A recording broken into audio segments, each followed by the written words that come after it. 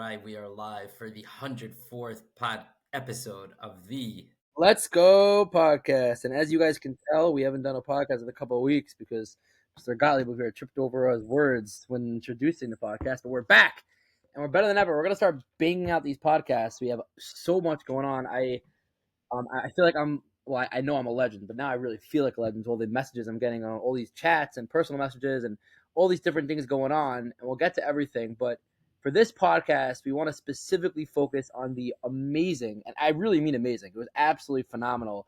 Not only draft, but event we had last night in Twillery. Of course, big thank you to Twillery. I just wear it all the time now without even realizing. I didn't realize I had this shirt on. Good thing I do. For hosting us. It was a legitimate, amazing event. The draft was a super success. We'll talk with Yossi about the insides and the inside scoops and the different valuations and different players, but the draft itself was amazing. It was a great time. It was great vibes. The captains loved it. Holy Schnitzel, thank you for providing the food. We had a lot of people come, some during, some after. There's a bit of chaos, but it was all fun, good chaos. And I think at the end of the day, people walked out with smiles. A lot of guys purchased stuff from Twillery, 20% off. It was great.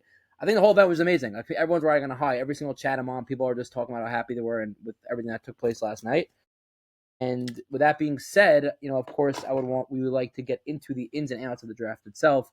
Dave, you could give your piece before we get to the sheriff, who gladly is joining us.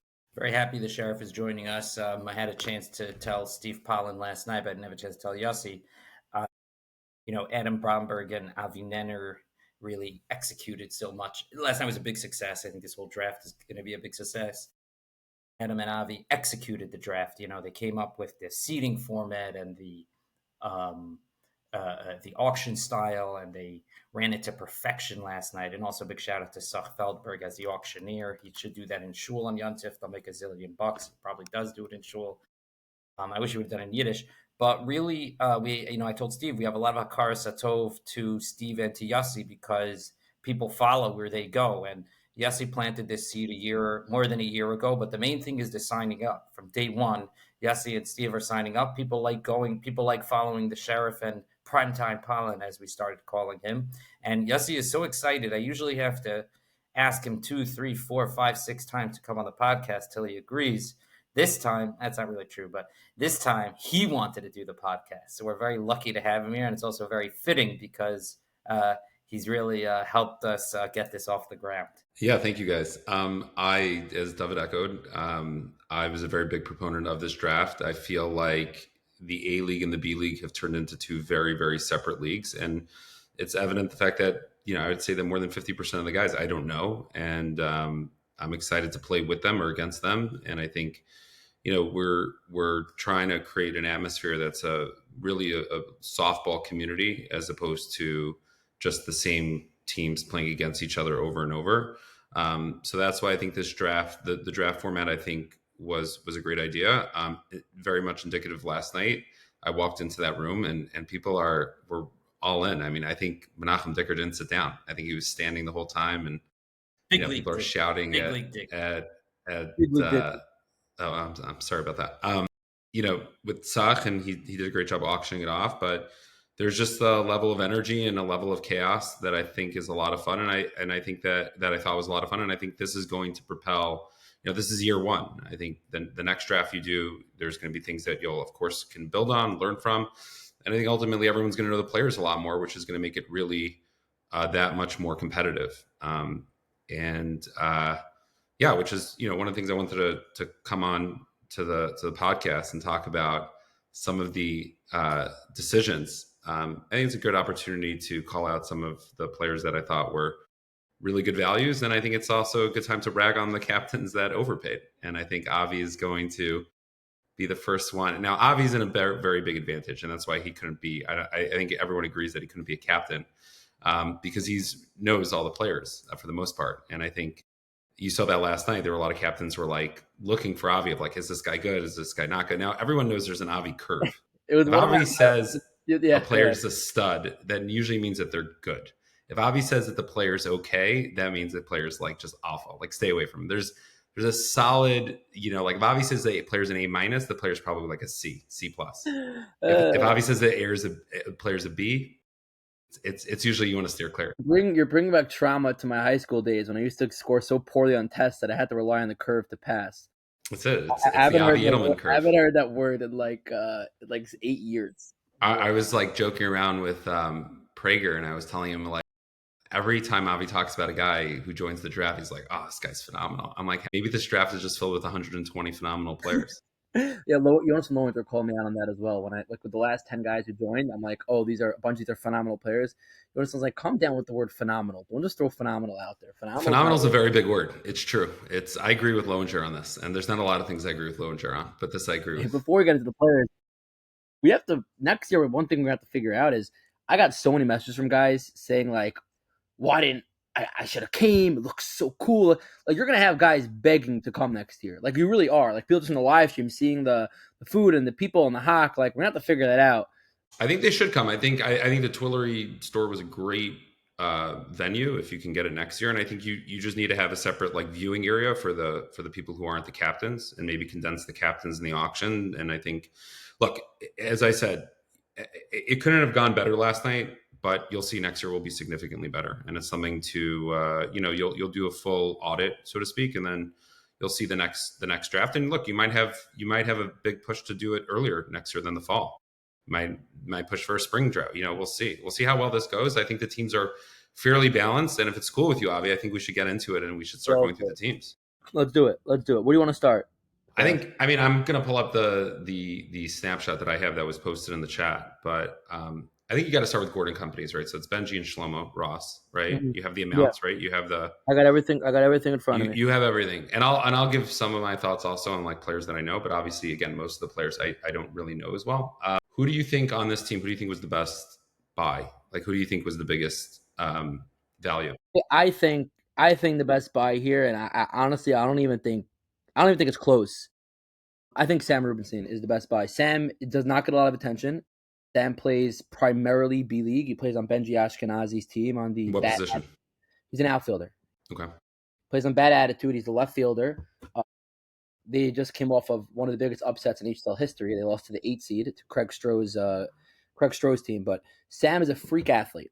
He's up there. He's not at the same level as a Matt Rosenberg or a J.K. Goldenberg, but he's right there. He's really good. And he goes so under the radar because he doesn't play ever in any A-League ball, but he's played a lot. He's played a lot in the outfield. He's a freak, and he's really fast. And he hits bombs. And I mean, again, I've never seen him go up against A pitching consistently, but the guy's a freak in the outfield, like a legit freak. He has a rocket arm. He's all over the place. He's flying, and he's a great hitter. Like he's someone that I think for $27, was a good deal. Who would you say was the most questionable buy? Or if you have to do it all over again, you probably would say that they went for too much. Avrami Blisco's a good player. He's a good third baseman. He could hit. I think he could have gone for less than 26 at the right spot. You're saying because Sam and Avrami were neck and neck. Sam and Avrami neck and neck. I think, and they're not neck and neck talent wise. No, I think Sam's a much more valuable player. Avrami's good. He's a good solid baseman. He could hit the ball, but Sam is a talent. He's a real talent that not a lot of people have. So I'll just comment on the A-League guys. The two guys that obviously I know played really well. I played against them a lot. Is Izzo Zwirin and Noah Aaron. I think Izzo actually was a really great value at $20. I was driving, but I was trying to text Glenn. I really wanted his. Izzo is to me one of the most underrated hitters in the league. He's not only an A hitter, he's a premium A league hitter. He hits fast pitching, he hits slow pitching. He's very, very difficult to get out. I think the downside with Izzo is Izzo's primarily a catcher, and I think he can play second base. But Izzo doesn't really want to catch. He wants to try to play the field for this. So you lose a lot of flexibility. I think he'll admit to you he's not an outfielder. He's really stationed at second base is probably where you have to put him. That's the downside. But from a hitting perspective, he's probably a top 15 hitter in the draft. I would say Noah Aaron's the other one. I think Noah Aaron, and I like Noah Aaron, but people want the truth, Avi. They don't want me to just say everyone's the best. They want the truth. They want I think Noah Aaron at 62 was high. I think Noah is a plus outfielder. I don't put him in the column of top outfielder, and I think Noah Aaron is a very good hitter, but I don't put him in the top column as a great hitter. I think he's up there. Although I love Noah Aaron, he's just also a great teammate. But I think when you take a player above 60, a position player, we're not talking about pitchers. When you take a position player above 60, I think they have to be considered the top 10 players of the draft. And maybe Noah's just on the cusp of that. Let's move on. Yeah. David Gottlieb's. This is going to be fun. We get to rip on David here. One might argue, I heard rumors that this might have been the worst draft of the night. I mean, his team. No, I'm just kidding, Dove. In full transparency, I don't recognize You're muted, by the way. one guy on your team. Meaning, I don't recognize one player. I know that this is a very heavy SY team, if I'm not mistaken.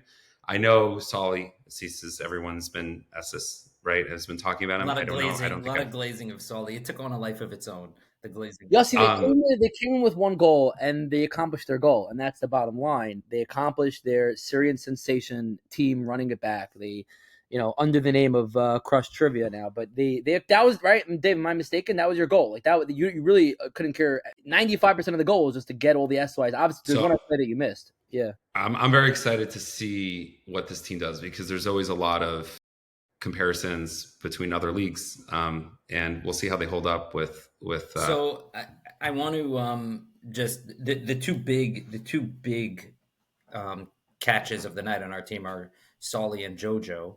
But I played with them.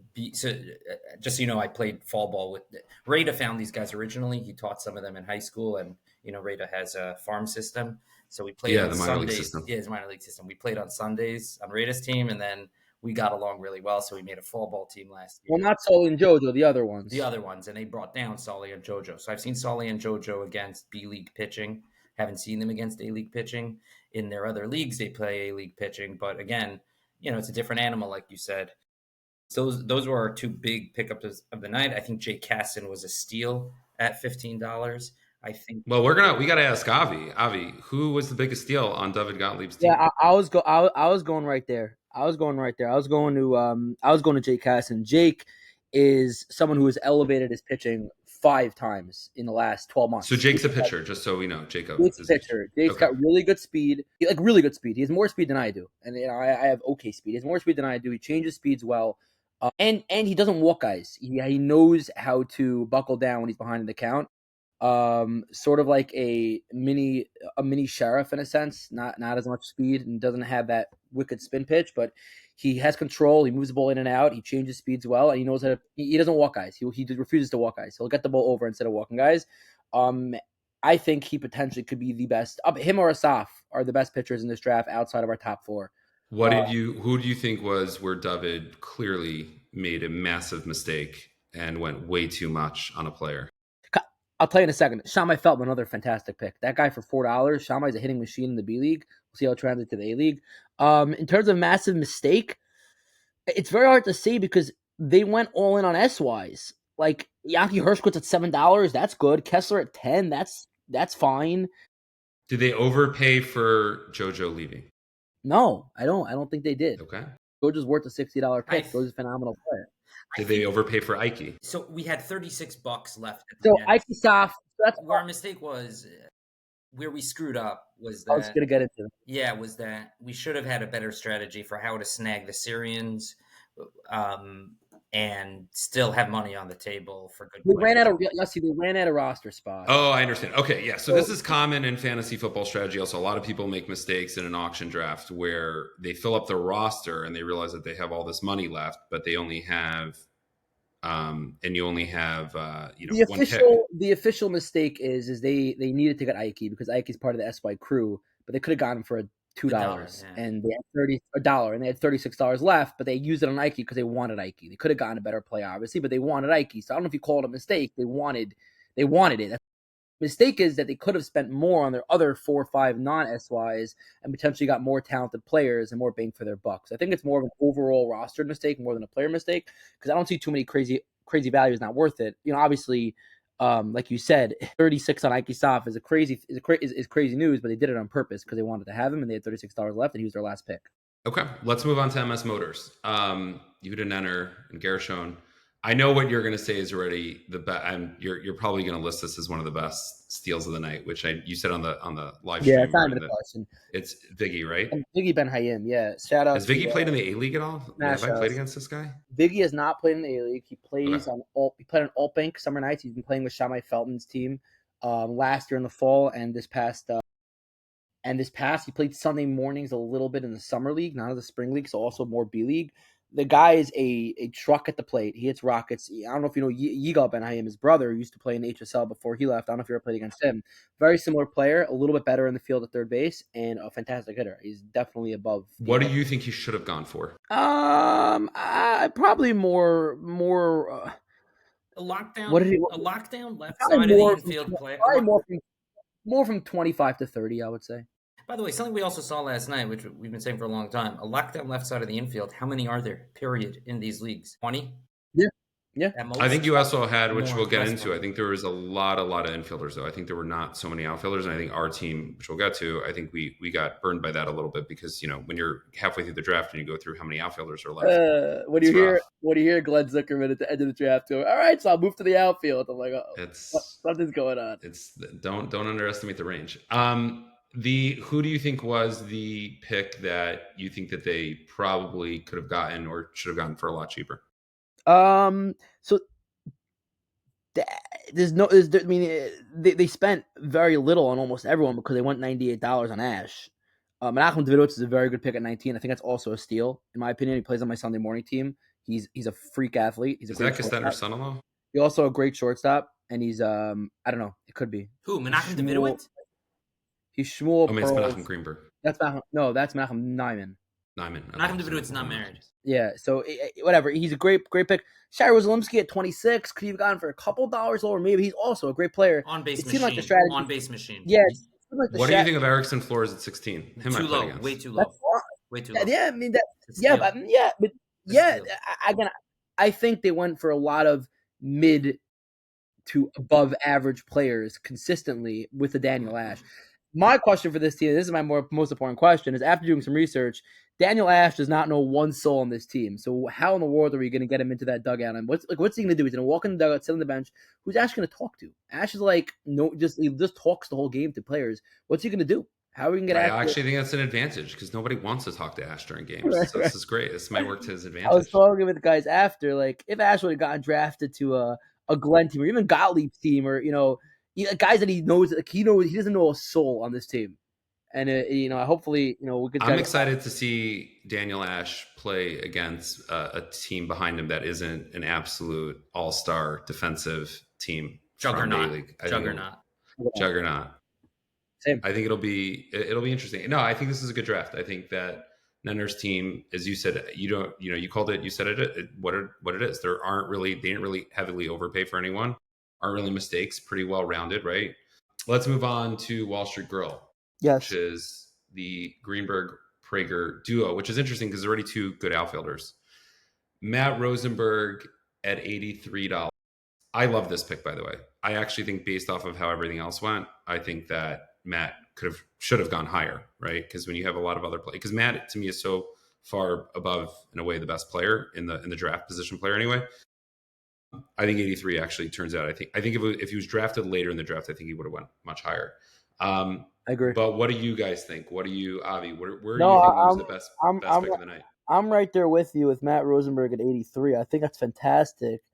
Yaakov Goldstein at 47 is also a very good pick. Yaakov is a very low-key player. I tried to explain to Jonas Loder 5 times who Yaakov Goldstein is, yet he once again messaged me 2 hours ago who's Yaakov Goldstein. So I very much disagree with you for Yaakov Goldstein. And I'll tell you, when I played against Yaakov Goldstein, and he is a good player. The problem with Yaakov Goldstein is, for the most part, he's a first baseman, correct? He plays out in the outfield pretty nice. He requested to play first for the draft. So if he's an outfielder, it's a different conversation. But if you're playing, especially with this draft, there's a lot of first basemen. I think, for the most part, you could be a really phenomenal hitter, but if you're playing first, you're just so limited, right? So if they want him at 47 where he can play the outfield, then it's a good buy. But if he's just staying at first base, I don't think you could spend that on. We'll see. I think he specifically I know he plays outfield for a fact, but I think he specifically requested not to play outfield for this tournament. So we'll see how that ends up. Paying here again, there's not much here to work with. I mean, Toby is going to be their pitcher, so at 17, Craig, that's not Craig at $1. Yeah, but what are they overpaid? You asked for okay. Craig at $1 is a good pick. Who's in a pitch? I mean, Toby at pitcher and Craig at third. I think. I imagine they'll split the pitching duties. I don't know. I'll tell you this. This is why I think Yaakov Goldstein's clearly overpaid, because when you already have Matt, right? They're drafting. It's the first pick of the draft. You already have your outfield set, right? You have Matt, Prager, Greenberg. You don't really need. It's such a good outfield. You could play 3 across, right? 3 and 1. So you're putting Goldstein automatically in the infield, and in the infield, he's only going to play first. So to me, $47, like I would have spent $47 and get like a premium shortstop or third baseman and a left side. I don't know who's going to play left side. I guess They have Light, Dax, Abitan, Dovey Schwartz. They have a lot of good infielders, a lot of very solid infielders. Who do you think was their best pick of the night? I think it's Matt. Like you said, I think it's Matt. Matt at 83. I don't know if they did a good enough job building around it, but I think Matt at 83 is a great pick. I think this is going to be a very interesting team because I think this is obviously Tovia pitches the contact and the outfield is phenomenal. So this is going to answer the question, I think, moving forward to future drafts of what's more important, having just a shutdown defense and a pitcher that's just going to pitch to contact, or a really good pitcher, but defense that can be suspect. Let's move on to. I got a message from Joey Katz. He claims Wall Street Girl is the best team in the draft. So we'll find out. Let's move on to Holy Schnitzel, Rossman's team. Okay. Here's a bit of a controversy on this team, and I'll get right into it. He's a good friend of mine. I heard from different sides of the aisle last night. Chaim Zegelbaum. I heard that he was severely overpaid for. I heard he was severely underpaid for. I hold both extremes. I don't know if you guys have any thoughts. $31. This is a David question because I don't know Chaim Zegelbaum well. I assume he plays predominantly in the B. He plays predominantly in the B. He played on my A fall team last year, and then went into the B this past spring and summer to be Machazik himself. David, what do you think? I've seen Zegelbaum at his best, which is helping carry a B League team of mine to a championship, along with Feintuch and Nenner, where he was outstanding in left field, pain in the ass on the base paths, and also an on-base machine that season. Now, some people are telling me that he regressed in his hitting, and Zegelbaum also thinks he regressed in his hitting and maybe isn't ready for A-ball. How much did he go for? He went for $31. Ross just messaged me that he would have gone 40 to 45 on Zegelbaum. So, I mean... Yeah, there's two. I've heard from, like I said, different sides. Some say he was way over. So, David, what I feel is you're saying that the 31 is not an overpay. In fact, it could end up being a great value, depending if you get the good version of him. Yeah, I guess the question is he a player that can help you beat? Is he a player that can get on twice against Yossi Kaufman, Steve Powell, and Daniel Ash in a playoff game? You really need that. You need somebody who's going to get on base twice in one of these games, especially if he's at the top of your lineup. And defensively, though, you like what he possesses. I really like him. Some people say he's not amazing at tracking balls, Avi. I don't know what you say. I was always very impressed with what I saw out of him. So I think it's not a question. I think this is one of the best deals of the night. I think Jakey Goldenberg at 51 that's got to be, because I think Jakey Goldenberg is the top 5 player in this entire draft, and I think Avi agrees with that for sure. I'm a huge Jakey Goldenberg fan. I think he's super underrated. I was a very big proponent that he should be playing in the All-Star game. From an outfield perspective, I think Matt is the only one who's better than him. I think he's the best outfielder defensively, and I think from a hitting perspective, he's a very solid hitter. Jakey's also incredibly versatile. You could put him at short, you could put him at third, you could put him anywhere, and he's super fast. Who is their outfield now that I'm looking at it? I mean, it's going to obviously have Jakey in it, and it's going to have Zegelbaum. Ellie Weiss, great outfielder. Plays a lot of shoe league softball and a lot of B league. You got Bromberg. So I'll give you. You got Bromberg there, and Bromberg's also a very good outfielder. Got a very good outfield. And they have a very good outfield. Where does Yoel Rossman play? He's infield or outfield? Third. He's third. They got a very good outfield. They might have the best outfield. They might have the best outfield. Who's their pitcher? Andrew Wildstein. It looks like, and Ari Samuel also pitched to contact kind of guys. They're both pitch to contact guys. Okay, so this is another kind of like Blisco similar, really strong defensive team. Very strong in the outfield. In the infield, Netter at first is great. Yeah, I mean, Rossman at third is great. Who's going to play shortstop for them? That's a good question. So I think the overpaying on this team, if I had to, again, this goes back to the Yaakov Goldstein argument. Is a great infielder. They have a good team. They have a very well-rounded team. I think Avi Nenner, assuming he's not playing any other position other than first, and he shouldn't because I've seen Avi Nenner play other positions. Sorry, Avi. Again, I think it's a tough to spend $46 on a guy who's very limited in the field, and you're really just putting him in first, regardless of a really how good of a hitter. Actually, it's a question for you guys: is Yaakov Goldstein or Avi Nenner who's a better hitter? Nenner's a smarter hitter. Situational. So, but close, right? You would say close. Yeah, but Nenner's a smarter. I think in the upper. Also, Nenner's played 1,000 big games at this point. Goldstein doesn't have the pedigree. IQ is more. Yaakov is very dangerous. Debatably more dangerous than Avi is, especially now. Avi doesn't. He gets into one every once in a while. You saw him get into one off of you, Yossi, in the championship. Yeah. But for the most part, he's just turned into much more of an IQ style hitter, similar to like what Lowinger turned into, in which he'll line it to right, he'll poke it to left, hit up the middle. But I think the IQ is much more there. Yes, The Yakov will. you're bringing up the way Pete Alonso, right? He's a lumbering first baseman. Couldn't find a deal last off season. Like the market for these big first basemen in the MLB even is sort of limited. I think that's what you're.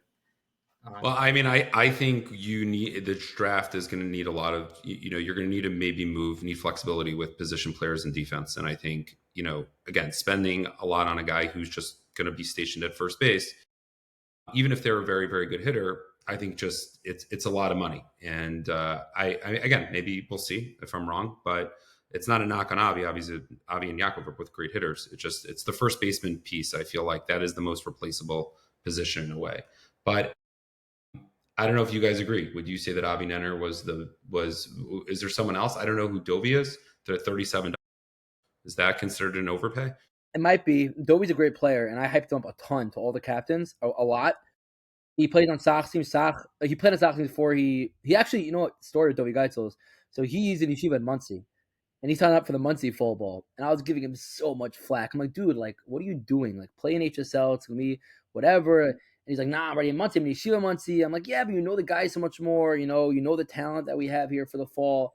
And he was like, no, I'm not doing it. And then, like, once we announced, like, we're going from 111 to 120, he's like, all right, I can't resist anymore. I'm signing. I'm doing it. I'll make it work. He's a great first baseman. He's a great hitter. I hyped him up a lot, which is probably what caused his value to go a little high. Yeah, people noticed that at the draft. You were hyping. But I don't think it's crazy. It's okay, David. If I had a shot of alcohol for every time Avi said a player's a great player on this podcast, I would have had alcohol poisoning about 15 minutes ago. Moving on to Twillery, which is Menachem Dickers and Chesky Etzus' team, and this is a team that traded. Right, they were the only trade with Manek at the end. Yeah. Who is the best? I have a lot of thoughts on this, but who is the best value that they got? Who would you say was the top pick for their dollar amount? I don't know. Dov Slansky at $5 is a very good pick. Dov's he's a first baseman again, but he's a professional player. He's an A-League player. I know Dov. I played with Dov. Dov is a good hitter. Player, first baseman. Yeah. Jack Ross at 71. He could he have gone for a little more? Probably. He could have gone more to the 77, 80, but like it's very high. Jack's a great player, and that's a good pick. What do you think of? Is Benji going to catch? Is he going to play the left side? What are they doing with Benji? He signed up as I think he signed up as an infielder. So this to me would be an overpay because and obviously I played with Benji for years, but if Benji is just catching, $31 is a lot of money. And Benji, if he's not catching, I assume you can only put him on the left side. He doesn't play the outfield. He'll play for me. He's played third and second for me. Yeah, not sure.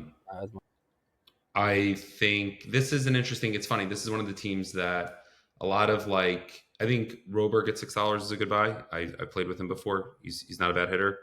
He's a very good first baseman. Outfield shaky though if they're going to put him out there. But and then I'm a Kiva Manek fan. He's played with me for a bunch, and he's an A-League player. And I think, and I was telling this to Glenn, I said I think you could steal him for cheap because not a lot of guys know him. And he hit Steve very well, and Steve ended up buying him, and then obviously they ended up trading him. But I think at $18, I think Akiva Manek is a very, very good buy. We'll see. I think this team depends on how Asaf pitches. If Asaf pitches really well, and he could, he's holding his own with some of these 8 players. I'm realizing Benji can't catch because Bomo Keller's on the team. So as long as Bomo is not on the bench, Benji's not going to be able to catch. Would you say that Benji's a good fielder? At third, I think he's better at third base than he's at second base. He's good. I think he's good at third. I think he's below average at second. Okay. Let's move on. Prime cuts. You could see that as Younger wanted a lot of his guys that he's played with. I know this team pretty well just because it's a lot of guys that I've played with. I have a lot of thoughts on this. I would tell you the player that I think there's 2 players that they got at a really good price. One of them is Yitzi Miller. I think Yitzi Miller at $30 is a steal. Yitzi is a premium hitter. He's an A hitter, and he's a hitter that could hit Steve. He could go up against. He's gotten hits off of Ash. He's a really good hitter. Fielding wise, he's not the fielder that he used to be. His range isn't as it always happens, right? But he's solid in the outfield. I think he's a player that should have gone well into the 40s. And as an example, like, for flexibility purposes, I would have paid more for him than I would have paid for Goldstein or Nenner, just because, again, he could play the outfield. I don't know if you agree with that statement. I think he's a very good player. I think he's a great hitter. I think in the outfield he's declined significantly, just from what I'm from seeing No, him. well, this is about honesty, Avi. We're not here I telling think everyone's a great I think he's player. It's the whole declined point. significantly in the outfield. I do think he's a top A-League hitter still. He can hit anybody. He is a smart hitter. He goes opposite field when he needs to. He's got a lot of pop in his bat. I think he's a very solid hitter. I think his outfield is just. I think you need a strong outfield around him. I don't think he could be your 1 or 2. I think he's your 3 or 4 in the outfield. I don't disagree. I think Yakov Weiss at $10 is a really good buy. I think Yakov Weiss is third base. Yakov called me today about the kid stuff, and he was telling me that I saw you helping out. I saw you helping out as a younger before you were on his team. But Yakov said, "I told Ezzy I would kill him if he didn't pick me, so he had no choice." So I just figured $10. I mean, Yakov is a good third baseman. He's a very good third baseman. He's played with me in the A League. He's good. He's solid. Sometimes he'll have bad games here and there, but I think from defensively he's great. And I think the offensively, I think Yakov against maybe not Ash, but again, how many guys are going to really hit Ash and Steve? I think he'll hit well. I think $10 is. He's also what you in baseball they call a professional hitter, meaning he is. Yeah. Yeah. He's not a. I think $10 is. It's crazy. Like, meaning they got Sach Feldberg, and Sach as a guy is the best, but Sach is going to catch, right? And Sach, I think, will admit it himself. Like, I think Yakov Weiss as a third baseman is better, and Yakov Weiss is a much better hitter than Sach. So, like, to me, that was. Avi says that Sach's bat is still very big. Sach is good. No, he's solid. Again, I've seen him primarily in B-ball. A-ball a little bit from Monday nights, but in B-ball he hits rockets to left. He hits again. This is a little bit of a different style of pitching because you are going to face half the teams are going to have really good pitchers.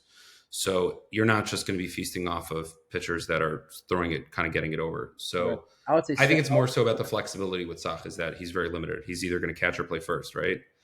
For sure, David's phone is blowing up. I did something funny you guys were talking about before. Who's Ash going to talk to?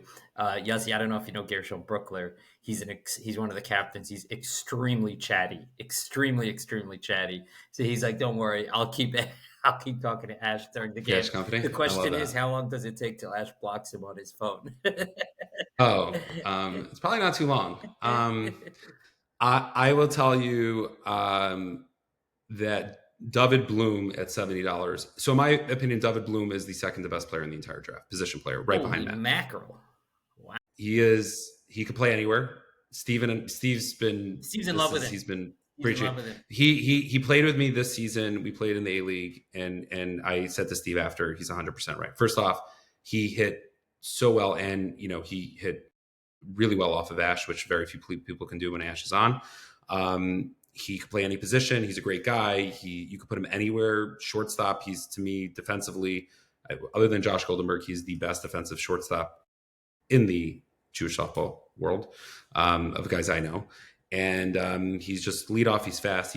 I would take him, other than Matt, I would take him as the next pick. So to get him at 70 when some other guys even went around that or higher, I think was a great buy. I think as he did a good job. I think Nachum Mintz is a pitcher. I don't know Nachum Mintz that well. I'm assuming he's more on the second tier of pitchers, right? Avi and David, you'd agree with that? Yes. Higher second tier because he really knows what he's doing on the mound. Like he has a game. So I think it's going to be a very good team, and I think again they're going to pitch to contact, and I think if their defense is where I don't know who Nathan Frankel is, and I don't know who Solomon is. I've heard Gindolf also. Gindolf at $11. I'm telling you, I said it in the podcast preview. Gindolf's a very good player. He's very good. He's not the best with IQ, but he's good in the outfield. He moves, he throws, and he's a lefty that has a lot of power to all fields, and he's fast. He's got a little swagger. He's got a little swagger also. He does have a swagger. He's so also, that sounds like $11 sounds like they got a player that probably should have been in the 20s. I think you go 18 to 22. Yeah. Michael Reinhardt at 36. Thoughts? A little high. I love Mikey, but another guy I was hyping up middle of the draft. Mikey, that's so odd. You never. The problem with Mikey is I don't see him hit the other way ever. I have. You have. I have, and I also know that Mikey in his short stint in the A League in the fall last year went 3 for 3 off of Ash when he faced Ash, which is why I turned into a massive Mikey Reinhardt fan.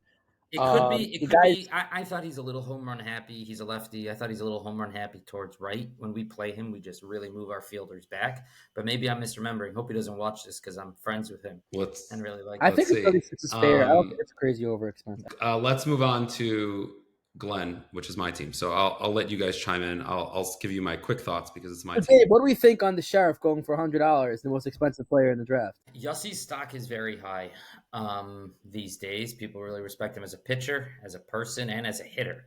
So we glaze him a lot, as the kids say. We glaze him a lot. But it's sort of consistent with the other pitchers. I don't really see a difference in the price between him, Ash, and Pollen. 197 and Bopongo 90. Pollen went 10 below. I think, by the way, for the record, I think if I would have been nominated before Steve, I think I would have went for 90, and I think Steve Glenn would have claims went for 100. Steve set the market. That's a Glenn claim. He's not wrong. I think it's also just because like people were, I think, sticker shock of like 90, that's so expensive, let it go. And there's two other pitchers, Ash and me, left.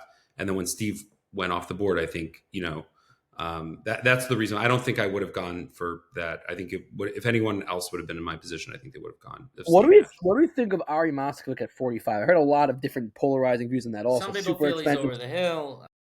I don't know. It's funny as a pitcher, and this is Glenn. I was pushing for Glenn to get Ari Moskovic as a pitcher. I basically pick players that I know that are really tough outs and are really good hitters. Ari Moskovic to me is a guy that I don't want to see out. He's a tough out. He's such a tough out. Patient. I'm not saying I know they say his range isn't what it used to be, but he balls hit the left field unless it's something that's really hard to get. He'll catch it. I've always said he's the type of guy that gets up in the box and I'm like, who's on deck? Because I really want to pitch around this guy. And at $45, I'm sorry. I think, again, I think he's a very, very, very good hitter.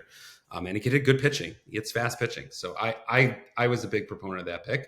I was a big proponent of the Weissman pick. I think he's great hitter, underrated, great hitter. What did I get him for? Figure out is what Avi, when I was on Moe's Sports, Weissman's always been on the team. And I didn't come to the playoffs or championship. It wasn't called Moe's Sports, and it was called Melee Machines.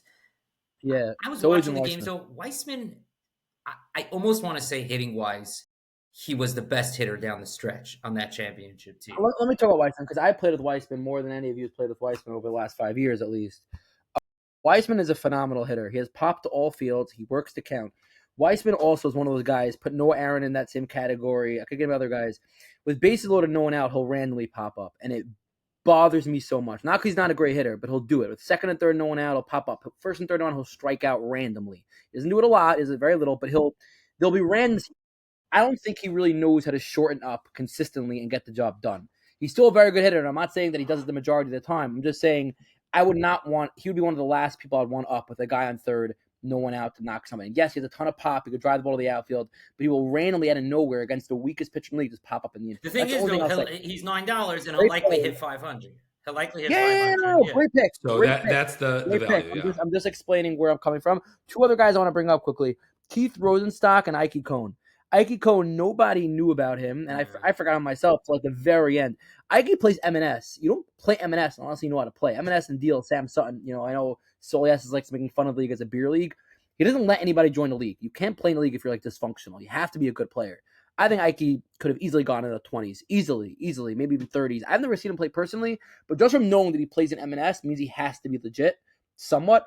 And Keith Rosenstock also, a very low-key player, quiet player, tall kid, plays third base very solidly, and he's got a lot of pop in his bat. He'll also randomly pop it up, but a lot of pop in the bat, and he can hit fast pitching. Who's the worst pick on this team? Who's the most overpriced?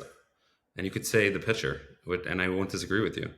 Well, who's a very nice outfielder? Avi Kron.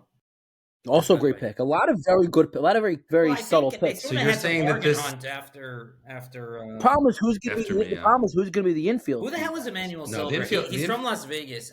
I messaged him. I don't know. He found the league online. He's like the one referral we've gotten online. We get random referrals from non-Jewish people that message us. He's like the one referral from Google search that panned out. It's hard to say who you overpaid for because everybody's under $10 except two players. Except for me and Moskovic, which is Ray funny. Was 16. Ray was 16.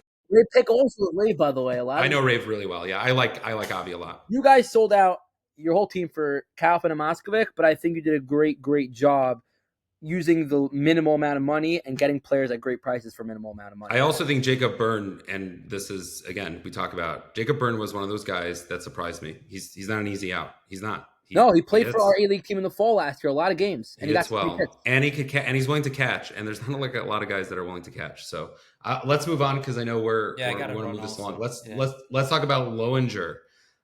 So obviously similar, they went all out on Steve. What do you think was the biggest steal of their draft? Prime Slomowitz At $11. I don't think it's close. Slomowitz also an underrated player, brother. What does he play? Ari. He plays outfield. Flies around the outfield. I think he dropped off a little bit in his bat. He's been playing against top tier pitching. He plays in Brooklyn in the Coyle League on Goose Mintz's team. They won the championship now, I think 4 years in a row there against tough competition. And he's just a professional. Douglas talking about professionalism before. He's a professional. What should he have gone for? 25. Okay. And what would you say is what would you say is the one where they may have overpaid? I don't know where they overpaid. I'll tell you, again, the most controversial in that team as well is Moshe Feintuch at 49. Again, another guy that I heard a lot of super underpay, a lot of super overpay. I didn't really hear any in the middle. So you could give me Mo is an incredibly talented player, and I think everyone agrees with that. I also just want to call attention to one more thing besides Mo. Did you want to say something else, Yossi, about that? No, go ahead. Aaron Scheinbein.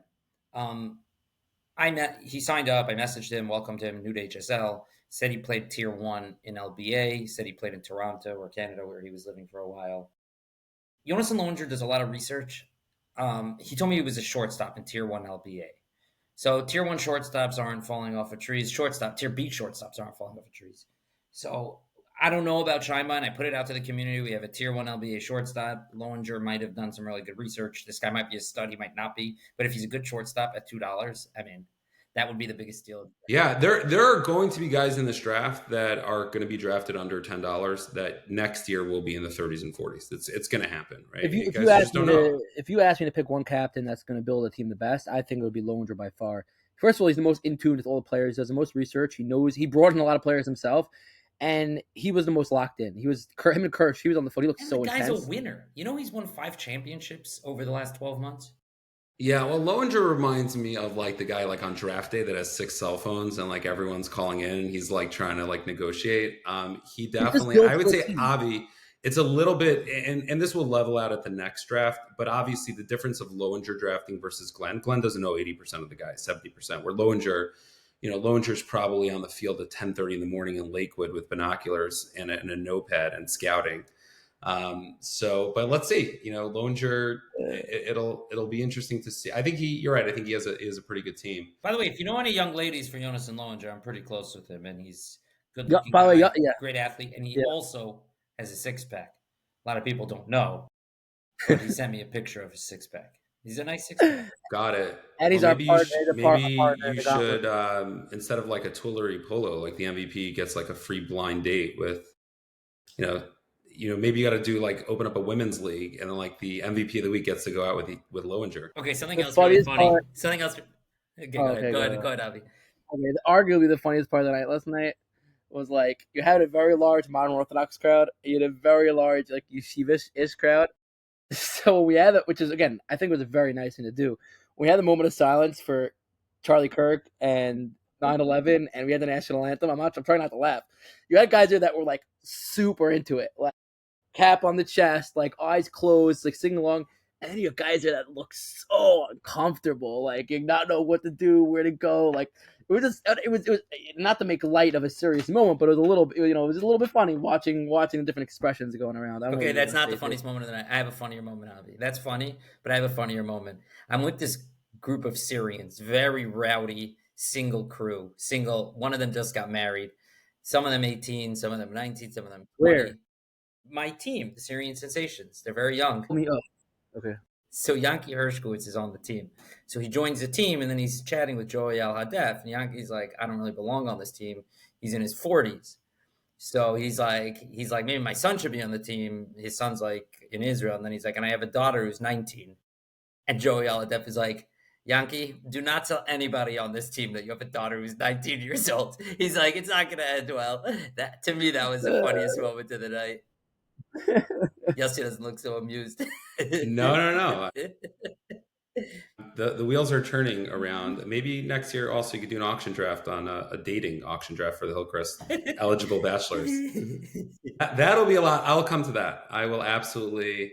You could auction off Lowinger. You can auction off all these Syrians. Shadchanis would be an interesting side hustle within the HSL. Avi, we can open up. The way like YU had their YU Connects thing. Maybe we can open up an HSL dating site or something like that. HSL Connects. Okay, let's finish up with the Sabos. Who do you guys think best pick of the night, and who do you think was the overpick? I think the Sabos are the best team in the draft. Wow, that's a bold statement. All right, well, if they have the best team in the draft, we'll get into it next week. I'm gonna do the rankings. I think they have the best team in the draft. Who was their best pick at what price? I think they have a multiple phenomenal picks. Give me the best one. I think Pfeiffer at $5 is wild steal. Wild steal. Who is this guy? I don't know, but Steve's in love with him. He plays A-League. That's why I said wild. He could catch. He could catch. And he's by the way, the fact that you get an A-League player $5 already tells you. Koenig at 53, like maybe he shouldn't have gone for 80, 90, or 100. But if Koenig is Koenig, you saw what he did against Ash's team on Monday night. Also, he could play outfield. So, like, if you ever need to David, are you aware of what Yehuda Koenig did this week? Oh, I heard Yehuda Koenig. In the last few years, people have talked about you, and I know Yehuda really well, and he's been dealing with injuries. But people were talking the last few years. It's such a shame. You should have seen Koenig back in the day. He was the best pitcher in the league, and he dipped. It happens. Everyone happens. Koenig decided to go into a time machine and go back to 1999, and he pitched. So he pitched better than I did. I pitched the first game, pitched that game. He basically gave up like 5 hits, no earned runs. He pitched really well, and everyone on the bench. I mean, I said it. His draft stock if that game didn't happen, I think he goes for like in the 20s. I agree. By the way, I know because he's been hurt. He's been hurt all year. He's been very active. He hasn't played as much, and he pitched a game of his life. And he's the only pitcher that has a virtually non-hittable pitch. If he gets it over the plate, it's a ball that. It's not like a knuckleball. It kind of like floats. You'll see it. I hope it'll be fun to watch if he's another couple of guys in that team that I think were underpaid for. Alan Erlich, $18. Again, another legit professional player. Professional hitter. Professional hitter. He plays a very solid first base. You keep on going down the line. He could also play second base and even third. Manila at 21. He can play third base. He could play third base for sure. Erlich can play third base if you need him there. Manila at 21 was a good pick. I actually was telling Glenn to try to get him, and I said, try to at least go up to 20. We're on a limited budget. He's a great guy. I think Hillel Rokach is the unfortunately he's in the overpay bucket only because David Bloom went for less money, and Jack Ross went for less money, and Hillel is. We all know how good Hillel might actually end up being the best defensive player in this draft, minus Bloom, I think, especially in the infield. What did Jack end up doing? And I think Hill's a good hitter. I wouldn't put him in that top tier. Jack number 71. Great hitters. Yeah, I think Hill went. I think a little reason why he went 73 is because Hill could go from first, short, or third. So he could also, Would you rather have Hillel Rokach or Jakey Goldenberg? Jakey Goldenberg. And that's your answer. Jakey went for 51. Hillel went. And that's the only reason. I mean, Hillel again is that. And we talked about. Hill can pitch, which is not a small thing. And he could pitch. That is true, but I would say it would be fair value if he was the main pitcher. But at the end of the day, Koenig is going to be the main pitcher. I think if they would have drafted a pitcher for $9, then I agree with you. But if you're going to spend $53 on a pitcher, you never want Hillel Rokach to pitch. You always want Koenig to pitch. But Koenig it is a good insurance plan. Koenig can't go 3 games in 2 nights, can he? It depends. It depends if the time machine in his garage is working. Hop in the DeLorean. For all you kids out there. I just think they have the most balanced. I think they have the most balanced team. Maybe. Okay, so let's end off. I'm going to rapid fire questions. Avi, you ready for me to rapid fire? I love it. Yeah. All right, let's go, Avi. Who you would say the extreme bend cleaning, which we need to talk about why Sperling wasn't in the draft, is the best team on paper? Yes. Okay. Yeah. What would you say is the best defensive team in this draft? That's a good question. I would probably say the best defensive team is Holy Schnitzel only because of their outfield and their infield. Who would you say is the best hitting team in the league? Lowenger's team. Lowenger's team is the best hitting team. Who would you say is the team that you're most nervous about in the field? What do you mean in the field? Meaning, who would you say is the team that walked out of this Worst Oh, defensive who's player. the worst defensive team in the league? It's tough. It's very tough. I would I'm asking tough questions. yeah, you are asking tough questions. Um, I would probably go. Prime cuts minus David Bloom. I mean, David Bloom's a stud, but I think around other than him, I think they're Okay. All right. So we'll just say prime cuts because they have David Bloom. Who's the team that you're most concerned that they're not going to get on base? The worst hitting team, I guess we'll call it. Gottlieb's team. Gottlieb's SY team. Okay.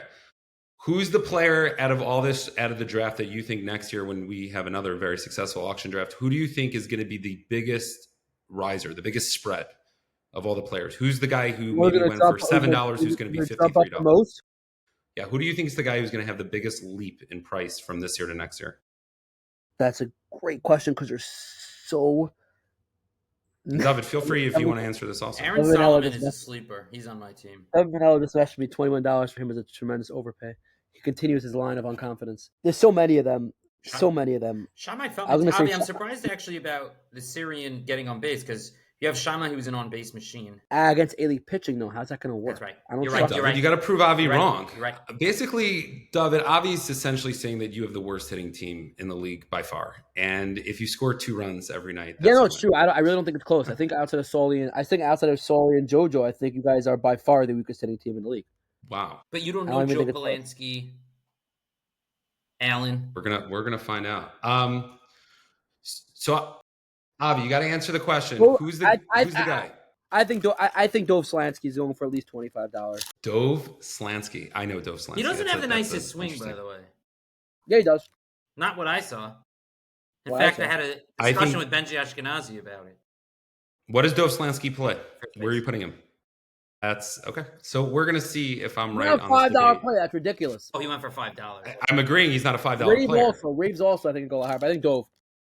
Listen, Dove was on my to-watch list for the most underrated players in the draft, so I have to stick with my to-watch list anyways. Okay. I put him to watch. No one listened to me. No one actually cared about him with $5. Avi, I'm going to screen grab the call about my team. I'm going to screen grab all the calls. And or whatever they call it. You can have whatever you want. It'll be more fun next week when I actually give the Avi, who's the guy that you think out of this draft who the A guys like me are not familiar with that we're going to take notice and he'll probably be an exclusive A-League player? Exclusive A-League talent who's currently not playing a lot in the A-League? I want to make sure I get this right. So give me 1 second here. Who do I hope? Who do I think? It's a big difference. It's both. There are a couple people that I say 2 players. There are a couple people I just don't think they're at all capable of playing A-League, and I think they're very capable. And I'll continue on that bag. And I think Devin Manel is extremely capable of playing A-League, and I think nobody knows of it because he doesn't believe it himself. So I think he's one. And just that's my hope. And my second of who I think is just going to show people that they're freaking amazing and could easily play in an A-League setting, I would probably say Avi Rave. Okay. David, any thoughts on you agree with that, or you would say in an unbiased? I think the issue is there are some guys I'm really, really fond of and think really highly of in the B League. But like you said, they haven't. There's an adjustment. Steve says all the time, come to the A League. It'll take you 2 or 3 or maybe even 4 seasons to figure it out. I got to look. What happened? Certain people, I see them play. No, there are certain people, at least from my mind, that when I see them play, you could tell that they. Maybe it's a softball. But even if they belong, Sach talks about as a catcher, he uses the term working the umpire. No, it's in the A League. You have guys. Glenn is very sophisticated. He'll know how to look at the umpire at the right time. He'll know how to groan at the right time. There's so many nuances. And then the chess match also with the pitcher. There's not a big chess match in the B League.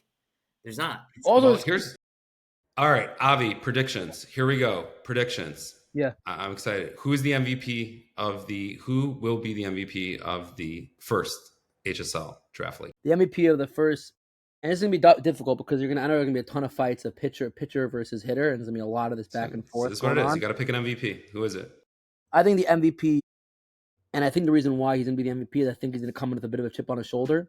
I think this team will be probably the best team, if not second best team in the draft, only because of the person who put it together. I think the team that the MVP will be from will be Jonas and Lohinger's team, and I think the MVP will be Steve Palm. Okay. Who would you say on November 5th, where hopefully there's no snow, and their championship game, which 2 teams are in the championship? I think it's we'll have to look at the divisions. I need to make sure which division because two teams in the same division can't both be in the championship. That is true. It's fair. Assuming they're in the same, Which assuming is they're in weird, by the different way, divisions. because didn't Nenner tell us last night that Ash, 3 of the top pitchers ended up in this? Nenner messages. Ash is by himself. It's Kaufman, Pollen, and Koenig in one division, Ash in the other. That's how it's ended up. Right. So that means Steve and I technically can't make the championship. So you're picking Steve from one division, and you're picking from the other division. Who are you picking? I gotta stick with my team that I think is the most well-rounded. Which is Sabos? Sabos. And the winner of the Avi Edelman prediction of the first HSL auction draft league is... Although Extreme Vent Cleaning, I think, is the best team, I think Jonas and Lowenger's Bravo Kosher Pizza takes it home. Wow. By the way, Avi, Jonason and Steve is such a shidduch. Like, it's a match made in heaven. Two guys who want to win so badly and think so deeply about team construction and stuff like that. It's such an interesting shidduch. When I said to Steve last night, Steve was giving me and Avi a hard time about adding Jonason to the All-Star roster. I said, Steve, by the time FallBall ends, you're going to be begging to have Jonason on the All-Star roster next year. And well, I think also because Lowenger, you guys are missing the mark. Lowenger did get married. He just married a clincher in softball. That's who he's married to. So, yeah, he's really into the game and he takes it very seriously. He's into winning. He's big into winning.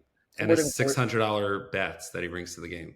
Yeah, and Ben. He has a $600 bat. Jonason has a $600 bat. He has these bats that are very, very expensive. I think he has multiple of them. Yeah. Compensating for something. But before last clothing thoughts from Yossi, I just want to say Jonason's so addicted to winning. We were talking about the Ben Salem tournament. I was going to pitch for him last week, but got rained out. And there was rumors of Uri Adler's team dropping out of the tournament because they weren't raising any money. And then at the very least, Ellie Race and Sammy Saruya ended up not playing because they couldn't raise it either. They're playing this week, I think. So Jonason, Avi, I don't care who's playing in Tier 1. As long as I'm standing in the middle of the field holding a trophy in the tournament, I really couldn't care if it was 6-year-olds playing in that tournament. I just want a trophy. I just want to win. He's and the energy really, obviously you could see here, gets into me because I really believe in his ability. We just won the CARE tournament in Deal, a few weeks back. A bunch of SYs, the top SYs, we were told we can't make an all-star team. Meanwhile, you had 2 SY teams that were legitimate all-star teams. Bjorn just knows how to put it together. He's a winner, and that's what I think will carry through to this tournament as well. All right, last question. We'll wrap. Avi, most controversial. Who finishes at the bottom of the league? Who's the team that you would say is the 0-5 most likely team? Crush Trivia and David Gottlieb. File this, David Gottlieb. Bookmark this podcast. You guys have 2 studs. Yes, I don't think I need to bookmark it. You have 2 studs. You have 3 average guys, and everyone else I think is below average. Okay. All right, guys. Well, this was fun. We're gonna see these predictions come true, and I'm excited. Good job. Keep up the great work, and a big shout out to Bromberg and Nenner for also being stay tuned next week. We're gonna give proper power rankings to all the teams next week, and we'll update it every week or so to keep the flow going. All right, perfect. Take care, guys. Right. Have a great weekend.